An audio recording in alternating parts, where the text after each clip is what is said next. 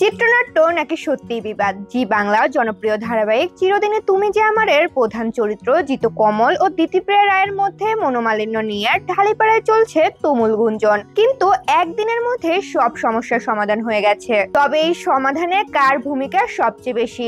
গুঞ্জন বলছে প্রযোজনা সংস্থার হস্তক্ষেপে সব মিটেছে, এমনকি এক প্রযোজক নাকি বৈঠকও করেছে জিতুর সঙ্গে। এর মধ্যেই ছড়িয়েছিল আর এক গুঞ্জন, ধারাবাহিকের নায়ক নাকি বদল হচ্ছে। বৃহস্পতিবার রাতে এই খবরটি ঢালিপাড়ায় দাবানলের মতো ছড়িয়ে পড়েছিল। গুঞ্জন ছিল জিতুকে ধারাবাহিক থেকে সরিয়ে দেয়া হচ্ছে। কারণ হিসেবে দেখানো হয় ওই দিনের পর্বে জিতু অভিনীত চরিত্রের দুর্ঘটনা এবং দিতিপ্রিয়ার সঙ্গে তার মনোমালিন্য। এরপরই রটে যায় প্লাস্টিক সার্জারি দেখিয়ে নাকি বদলে ফেলা হবে নায়ককে। চর্চায় উঠে আসে পরশুরাম ধারাবাহিকের ইন্দ্রজিৎ বসুই নাকি নতুন নায়ক হতে চলেছেন। জিতুর নতুন পোস্ট এবং শুটিং সেটের নীরবতা শুক্রবার সকাল থেকে উত্তেজনা বাড়তে থাকে। জিতু তার সোশ্যাল মিডিয়ায় একটি পোস্ট করে জানান তিনি ভীতু নন এবং ময়দান ছেড়ে পালাবেন না। তিনি তার কাজ চালিয়ে যাবেন এবং চ্যানেল ও প্রযোজনা সংস্থার কাছে দায়বদ্ধ।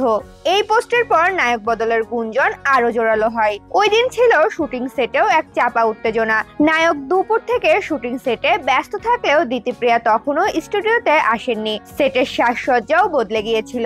ওয়ালটন এখন দেশের সীমানা পেরিয়ে পৌঁছে গিয়েছে 50টিরও বেশি দেশে।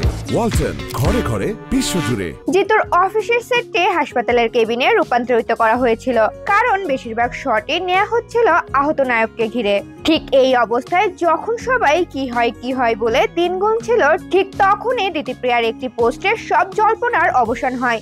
তিনি বলেন প্রযোজনা সংস্থার হস্তক্ষেপে সহ অভিনেতার সঙ্গে সমস্যার সমাধান হয়েছে।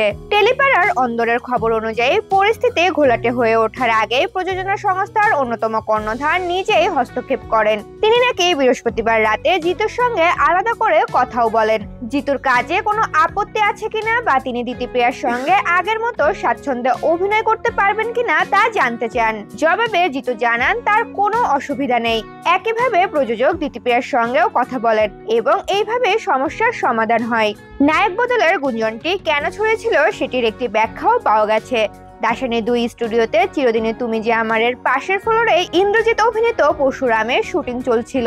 সম্ভবত সেখান থেকে এই গুজব ছড়িয়ে পড়ে। তবে জানা গেছে সেট বা উপরমহল থেকে নায়ক নায়িকা বদলের কোনো নির্দেশনা আসেনি। উল্টো ধারাবাহিকের টিআরপি বেড়ে 5.7 পয়েন্টে পৌঁছেছে, যা প্রোডাকশনের সবার মুখে হাসি এনে দিয়েছে।